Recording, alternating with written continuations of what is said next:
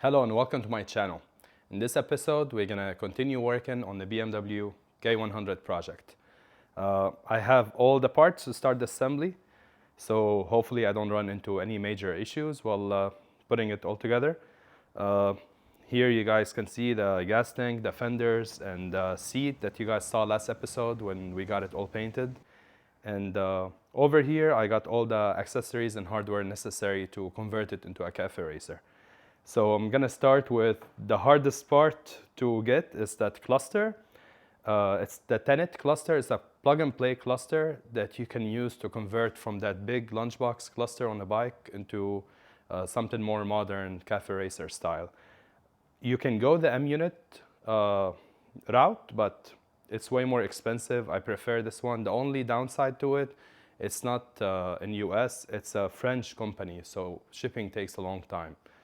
I got a license plate holder, I got a new headlight, and I got the clip-ons handlebars with new handles and new side mirrors. So I'm gonna start by taking apart the front end of the bike and start on that section. So let's get to it. All right, so I'm gonna start by removing the lunchbox cluster. There's two 10mm nuts here, and there's a size 3mm Allen bolt right here, Allen screw.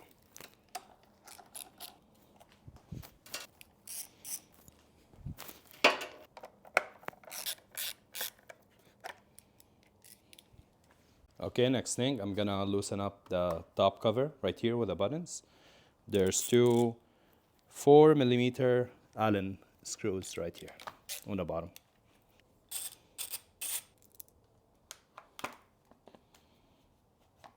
All right, and there's four more 5mm Allen screws in the back of the cluster that need to be removed. There we go. And the lunchbox cluster is out. Okay, now I'm removing the remaining hardware on the front that we're not gonna reuse. There's two metal brackets here.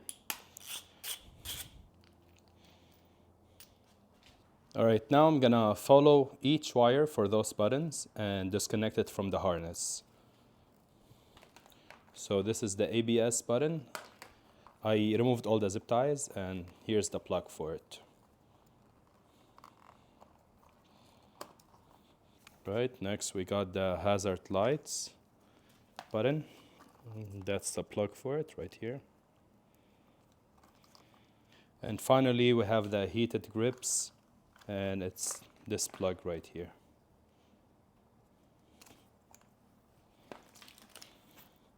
Now we have this panel removed. Okay, next I am going to disconnect the heated grips harness, and it's this one, the green and brown connector. You disconnect it from main harness and just route it out of the way. The heated grips one is drilled into the handlebar itself to connect to the two heated grips. Okay, now I'm gonna start removing the steering handle buttons. There's two Phillips head screws on the bottom. So be very gentle with those handles, the controls, because the plastic tend to break on them. And once they break, it's really hard to put them back together. I already loosened up this one. This is not broken. So there's like a little clip here. Make sure you don't just pull on it and break that clip. Here we go, second one's out. Okay, next part, I'm gonna loosen up this Allen screw here. And you don't have to remove it all the way, the screw. You can keep it in. This will loosen up the whole assembly.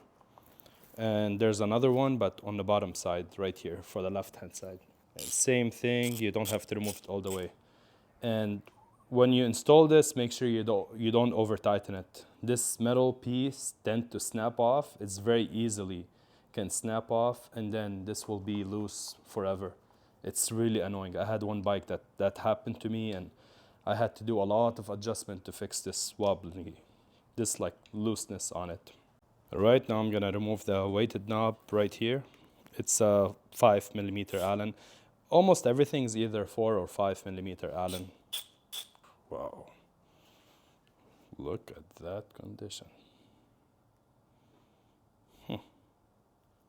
Okay, and to remove the left side handle, you just pull it back and there's a screw right here.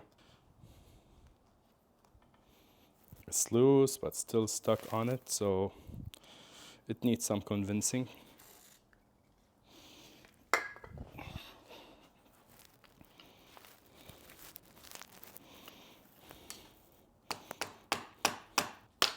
There we go. It was rusted on there. That's the heated grip assembly. And I guess it had some rust, that's why I didn't want to wiggle. Usually it's not that difficult to remove. Anyways, I'm not reusing those. The wires were already like disconnected on it, and it's just not worth fixing. So I'm just gonna remove the whole heated grips assembly. All right, now same process, but on the right hand side. This is not original, by the way. The owner said this is like a cruise control. I don't know if that's how this works, but it didn't work with me. Anyways, I'm not gonna reuse it. So this whole assembly on the throttle side will slide out altogether because this grip is connected to the whole assembly that turns. But you can remove just the rubber handle if you like, and you can remove even the assembly if you take it apart more. I'm not going to take it apart no more, there's no need, but I am gonna remove this handle. If you wanna keep the handle, there's a trick where you put like an air gun here and it will blow it out.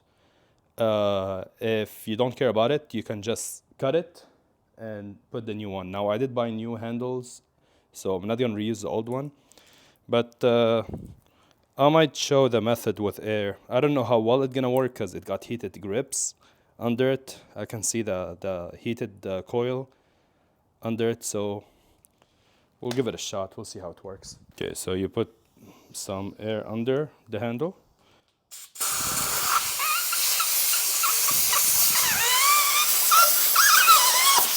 There we go. That's usually the best way to remove handles if you still want to reuse them. Put some air under them and they will just slide out. Okay, next step now is to remove the handlebar. So loosen up those 4 screws right here. And I don't want to disconnect the brake line because I don't want to drain the brake fluid. I'm pretty lazy. And the lines are very good condition. I think they've been recently replaced. So there's no reason for me to replace those brake lines. So the way I'm going to remove this handlebar by just moving it away and kind of wiggling it out. Because now I have more leverage. I can move the whole assembly to one side so I can pull this one out. Here we go, one side out. Now second side should be easy to remove. Those are the 2 wires for the heated grips that we removed earlier, the whole harness. And it's out. Here's the handlebar. All right, so I jacked up the motorcycle on a motorcycle jack. And now I'm gonna loosen up the forks.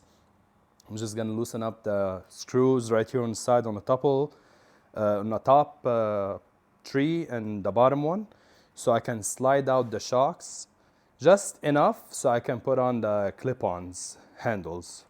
So I'm gonna do that now. All right. It went down right away, which is perfect. That's enough space for me to put the clip-ons. I think I need to hammer on it a little bit. Right, I'm gonna hammer on it a bit to push it in.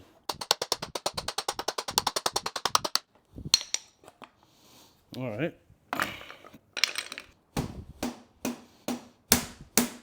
All right, I'll put the other side and then raise it up because it does need to go in more. But I'll just start on this side now.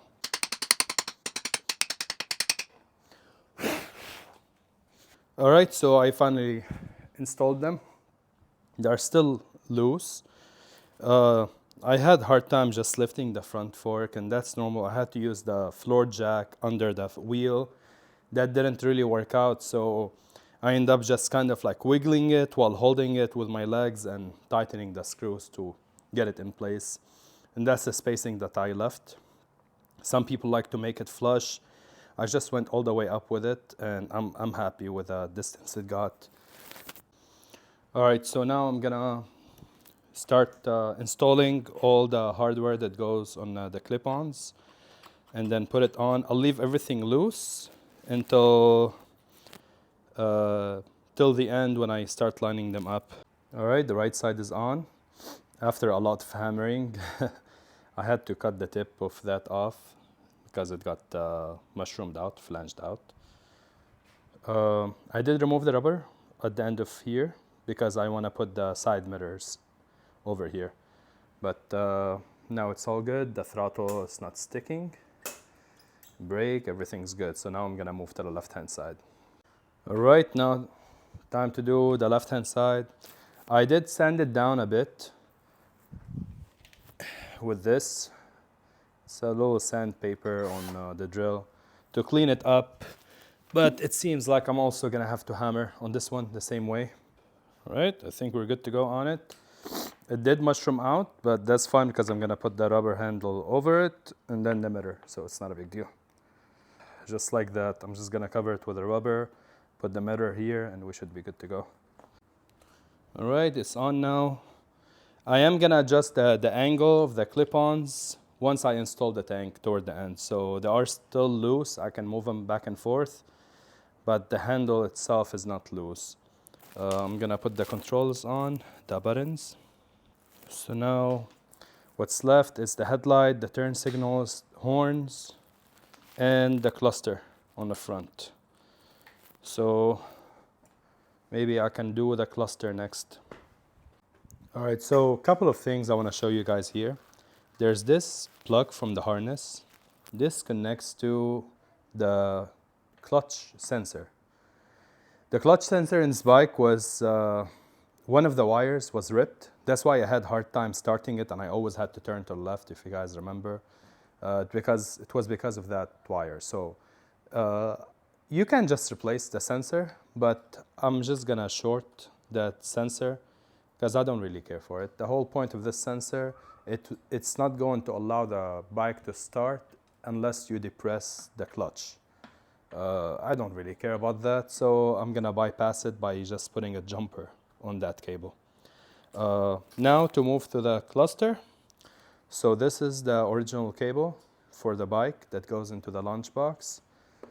This is the Tenet, and it's as simple as plug and play. Now, I had to do some adjustment, just sand down those right here because I ordered the wrong part. There's two models, the screw terminal and the other one, and I didn't get the right one. So it still works. I'm just gonna put some zip ties on it to hold it in place. All right, so I installed this bracket right here. It's just it's like bracket kit from Amazon that I got. It's like a universal kit, and I'm gonna use this hole. This is where the previous fairing were to put the cluster. So gonna be something like this, and I can bend it the way I want so it can face the driver. All right, I just installed the headlight bracket, and the headlight is on loosely now. Nothing's tight. But I do want to put the fender on next and see how it's gonna look like. Right, the fender's on now and it's looking really good. That's the first new painted piece that's on it. All right, I installed one side mirror just to see how it looks. I still haven't adjusted the handlebars. That's why this one's still in, this one's out. I'll do that once I'm done. I think next I'm gonna tackle the wiring for the headlight so I can get the turn signals to run correctly. And then when I'm done with that, I'll move to the back and start working on the rear tail light wiring, which should be the same process. All right, so here's the wiring for the headlight. I connected the battery now to check if the headlight's gonna work, if the cluster is gonna work, just to start testing everything. So let me grab the key. All right, so currently the bike doesn't like LEDs, so when I do the turn signal, you can hear the relay box freaking out. So I'm gonna show you guys how you can fix this issue. So you start by removing this relay box. I'm gonna disconnect it, move to the workbench. All right, so here's the relay box, the brand on it, because there's two. There's the Siemens and there's this one. This is for the K1100, even though this is a K100, but it's more like a K1100 body style.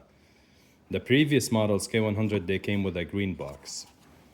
So after you remove this tab on the bottom by just prying on it with a flathead screwdriver, you can pull out the board.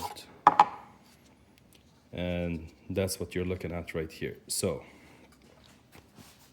I'm gonna do my best to point it out. Okay, here we got a good view. So this pin right here, the second one from the top, that's the one that you need to cut. You see where I'm pointing at? That's the pin that needs to be cut for the LED to work on this bike.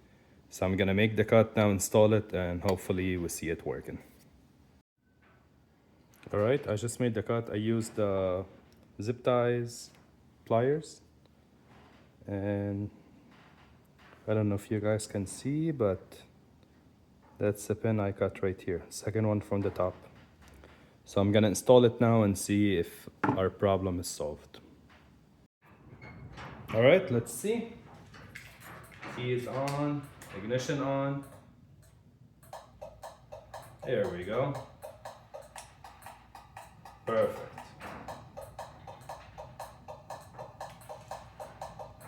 All right. All right, so I lost audio for this part, but over here I'm explaining the rear seat fairing that I got from Twisted Brother.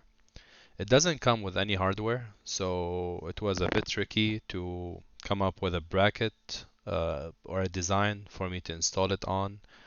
So I marked it here with some paint to see where the brackets should be. And I decided to just get some scrap metal. You can find scrap metal at any hardware store, Ace Hardware or Home Depot. And I end up getting scrap metal and bending it in place. That's a scrap metal rod. I used a bench vise and bent it in place, made a like a U shape out of it. Uh, Made some measurements. It took some back and forth on a bike, but that's how the bracket looked like. I was gonna make two brackets, but I end up just doing one. One was more than enough to hold the weight. So here I'm showing how I lined up the bracket, and then I end up grinding the area where I'm gonna weld the bracket on to prep the frame and the bracket before I can weld it. And then I went for it. So I'm using a TIG welder, and I suck at welding. But it worked out. It's not the prettiest welding job, but it's still holding on very strong. And of course, like any other bad welding job, you can always grind it and paint it, and it will look very nice. And anyways, this area will be covered under the fairing, luckily, so you don't have to look at that ugliness. I lined it up, drilled a hole in it, and drilled a hole in this fairing. And now I'm gonna test fit it. I don't want to tighten it up, but I think this is perfect, just like that. Right now I'm gonna give it a quick paint. Right. You can't even tell it have a bad welding job right now. All right, I just finished wiring the tail light. This is the tail light. I'm gonna test it out now. Okay. So here it is, lighting up. Let me test the brake light. Brake light is working. Right turn signal, perfect. Left turn signal, perfect. All right, I'm gonna clean up the wires now and move on to the next thing. All right, so I installed this MDF piece of wood to be able to line up the tail light like that on the back. I think it's very sturdy, very good. and that way I can control the installation of the light for it to be centered. We'll see how it goes. I'm gonna paint it black, put the seat fairing on to see how the whole look will look together. All right, so I just mounted the rear fairing. I don't know if it, yeah, here we go. It will show right here. It's really hard to see inside. And I mounted the expansion tank for the suspension, the Öhlins expansion tank. I had to drill 2 holes through the frame to mount it. And I think it's time to reveal the bike. It's 95% done, but it's ready to be revealed. I'm gonna take it outside and show it off to you guys.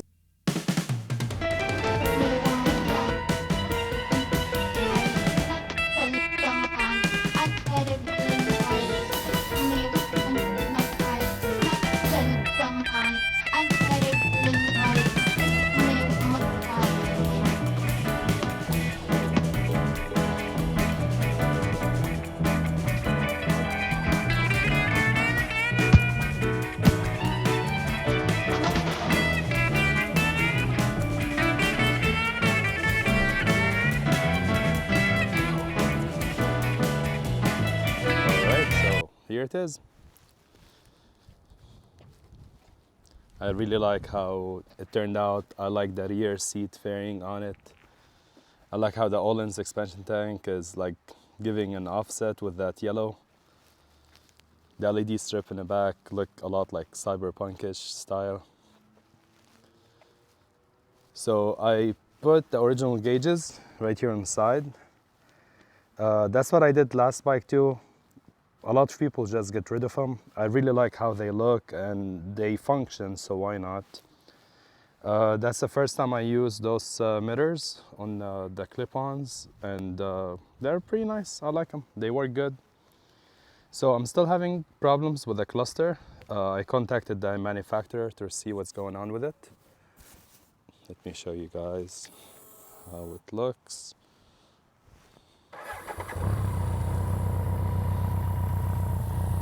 So it will turn on, it will show the signals, left and right signals, it will show the high beam, but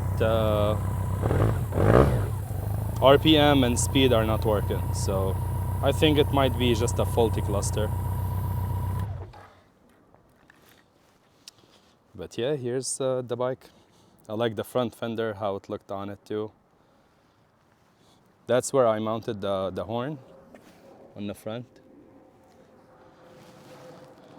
I left the ABS in it, as I mentioned before, and they are functioning perfectly fine. So I thought about cutting that exhaust shorter. In my previous 2 bikes, it came with a stock exhaust, so I just cut it and I made it like a short exhaust where it goes right here, so I can show off the whole wheel. But honestly, this exhaust sounds way too good for me to mess with it. This Remus exhaust.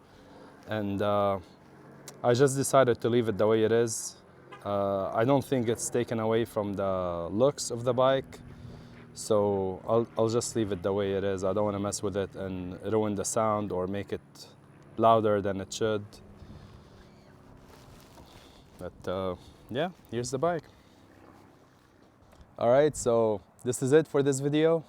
And I think this is going to be the last video for this project bike. I accomplished everything I wanted in it. I might have one more video if I end up doing more customization on it or changing the exhaust or something, but for now I think it looks pretty good the way it is. Thank you guys for following up with this project, and now I can finally concentrate on my other 2 projects. You guys will see a video soon for the Cougar. I finally got it back from the paint shop. And the Corvette, I pulled the head on it, so I'll be putting that engine, and I'm currently looking for a new engine on it. But yeah, I think that's it for this video.